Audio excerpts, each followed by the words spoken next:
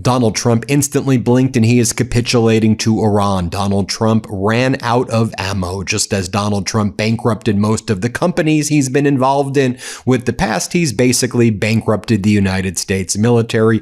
The U.S. air bases near Iran ran out of Patriot interceptors and THAAD interceptors. The United States has run out of other ammo if the U.S. was going to further escalate its catastrophic and unlawful war in Iran. And then Donald Trump, through administration officials, leaked out yesterday that they're not going to escalate and they're going to see if they can do a deal with Iran. That according to the New York Times, that according to numerous Israeli news sources that say that they've been in communication with the Trump regime, because of course the Trump regime reaches out to the Israeli sources first. It was 48 hours ago where Donald Trump posted on his social media platform, "Open the gates of hell. Trump orders CENTCOM. Open the gates of hell," after U.S. troops were killed and Trump launches strikes in Iran. He went from "Open the gates of hell, I'm going to destroy the power plants, the bridges, all of the infrastructure. I'm not done playing with you. I'm not done toying with you." Remember the horrific and disgusting war criminal things that war criminals said? Well, now Donald Trump is saying, "I think we're going to do a deal. We're going to work really hard. I'm working with the Omani mediators." I mean, the writing was on the wall, right? Donald Trump sent Zaidi, the Iraqi prime minister, to try to do a deal with Iran. Iran's like, "We don't want to do. What are you talking about? We have no interest in doing the memorandum of understanding. You want to open the gates of hell, Donald? We have a proposition for you. Get the hell out of the region, and then there could be peace here." And so we'll see what Donald Trump does. Iran's not going to want to make a deal, but Donald Trump capitulating and instantly blinking and running out of ammo. The New York Times reporting Donald Trump has set aside, at least for now, plans to sharply escalate the American military assault against Iran, with particular concern that intensifying the war could dangerously drain the Pentagon's already diminished stockpile of Patriot anti-missile interceptors and other air defense munitions in the Middle East. The threat to interceptor stockpiles is one of the many considerations that have made a return to major combat operations a hugely risky endeavor, administration officials say. Also, Donald Trump has tarnished all of the United States' relations with our allies, or I should say, former allies in the Middle East, as this one account, Just Dario, says. So I'm just trying to get this right. You have Saudi-sponsored militias began fighting with the Houthis in Yemen. The Houthis in Yemen responded by blowing up 2 Aramco refineries in Saudi Arabia. The Jazan refinery is still burning right now. Ukraine hit an Iranian ship in the Caspian Sea. But all's quiet in the Strait of Hormuz right now, where crossings remain 0. Iran controls the Strait of Hormuz. The Houthis control the Bab el-Mandab Strait. The U.S. has run out of ammo, and somehow in the media in the United States, this is being framed as positive, and this is going to manipulate the markets right now, and all of a sudden the rich are going to get richer over this. This is supposed to be a good sign right now. What in the world is going on right here? You have all of these kind of warmonger people and people who thought that Donald Trump was going to further escalate. They're posting messages like this. Jason Brodsky posts, "If the Trump administration has truly decided to set aside a more aggressive military operation against Iran's regime for now, I don't think it's wise to be disclosing stockpile concerns publicly. That won't make a deal more likely." Mark Levin over on State Regime Media says, "Honestly, if true, this is exhausting," regarding the United States running out of ammo and now Donald Trump wanting to make a deal. You did. It was called the JCPOA under former President Biden, a deal you broke. It was the Memorandum of Understanding, a deal you instantly breached. So what the hell are you even doing? Mark Levin also attacks the leaks to the New York Times about the Trump regime strategy of not launching their further escalations. I don't think we needed those leaks, Mark Levin. If you just followed what was happening rather than your own propaganda, you would have seen that Iran was successfully striking all of those U.S. bases in the region, hitting the interceptors, hitting the early detection radars, hitting the containerized barracks, hitting lots of equipment and planes. I mean, there were hundreds of pieces of equipment that were destroyed by Iran. All of these bases, whether it was in Jordan or Kuwait or Bahrain or Al Udeid was abandoned in Qatar, in Erbil, Iraq, massive hits there. I mean, all of those bases were hit hard by Iran, including the base in Iraq.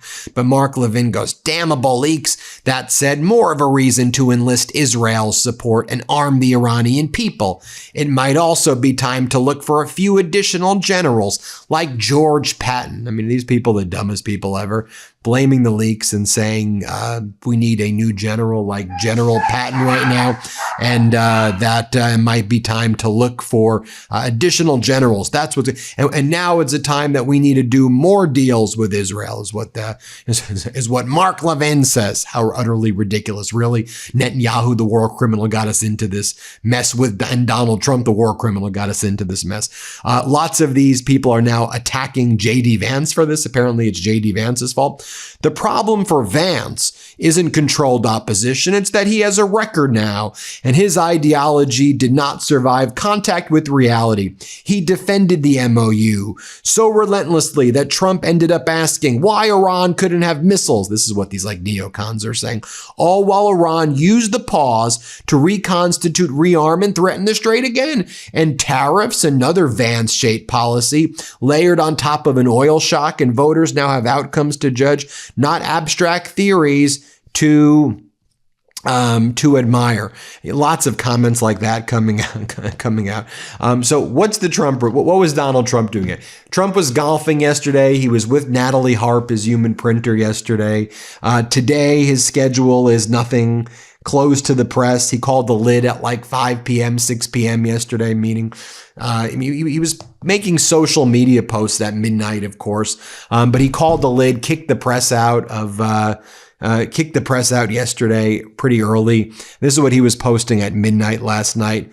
The all Republican senators terminate the filibuster, which the Democrats will do as soon as they get the chance, and pass the Save America Act and everything else, including the budget and upcoming debt ceiling. Do it now before it is too late.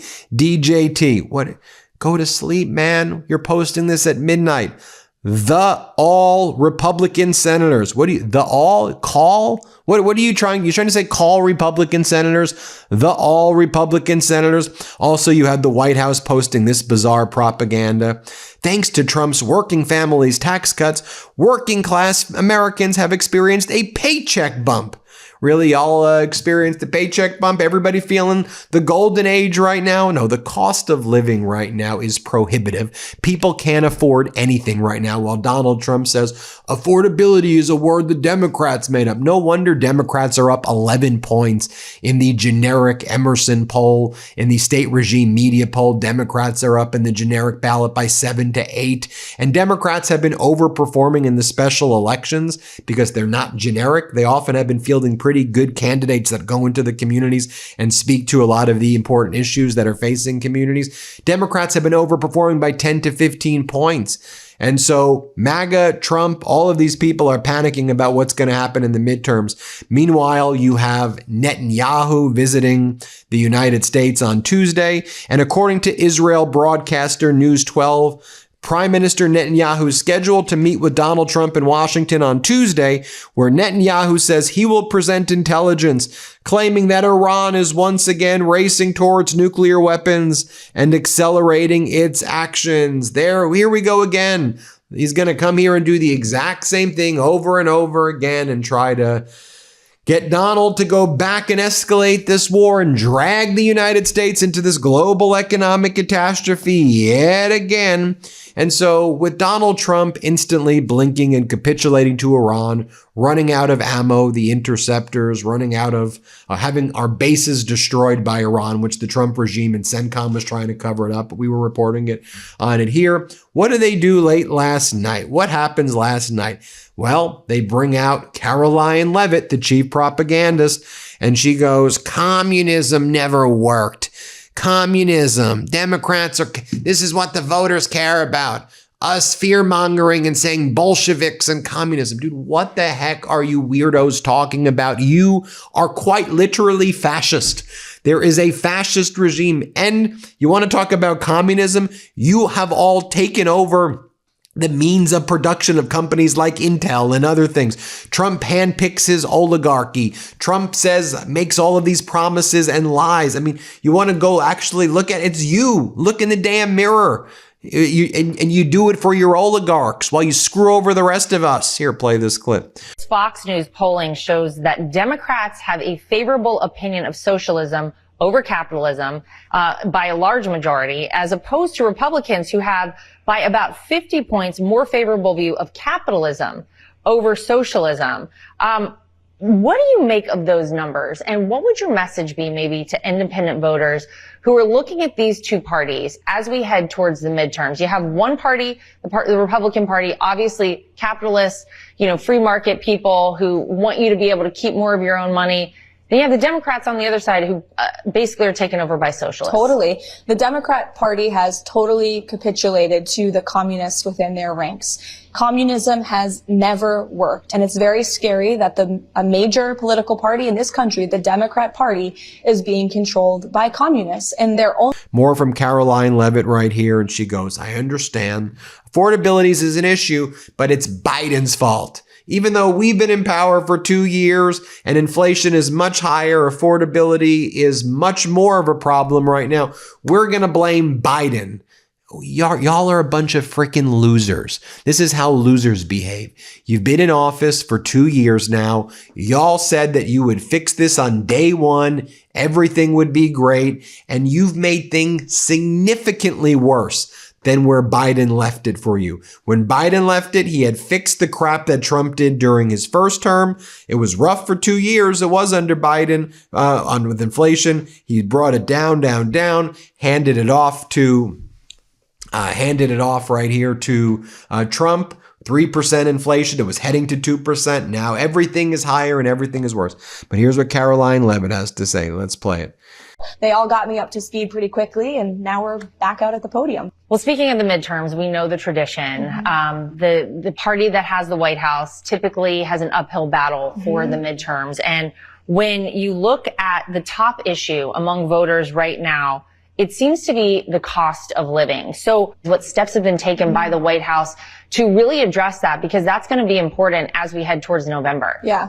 Well, the president and the White House, we fully recognize that. And I would remind your viewers and the American people of who caused the affordability crisis in this country. It was Joe Biden and it was the Democrats in this city when they were in power. And President Trump took immediate action on day one to fix that with his overall economic formula of tax cuts, deregulation, and energy dominance. That's what this administration has been working on every single day for the past year and a half. And then finally, Caroline Levitt says, people ask me, what do I love about this job? It's that he's so great. He's so upfront. He's so transparent. No one asks you that. What we want to ask you is, how do you live with yourself? Seriously.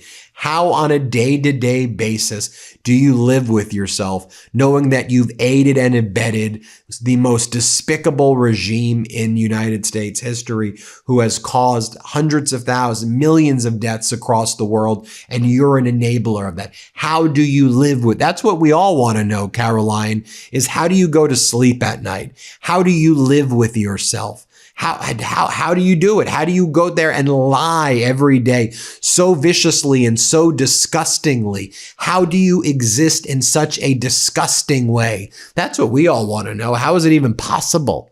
Play the clip. But thankfully, working for the president, people always ask, what's it like to be, his spokesperson? And he makes it very easy because he just tells you like it is. And he's so accessible, not just to me, but to all of his staff here. And so it just... There you have it, everybody. Let us know what you think. Hit subscribe. Let's get to 7 million subscribers.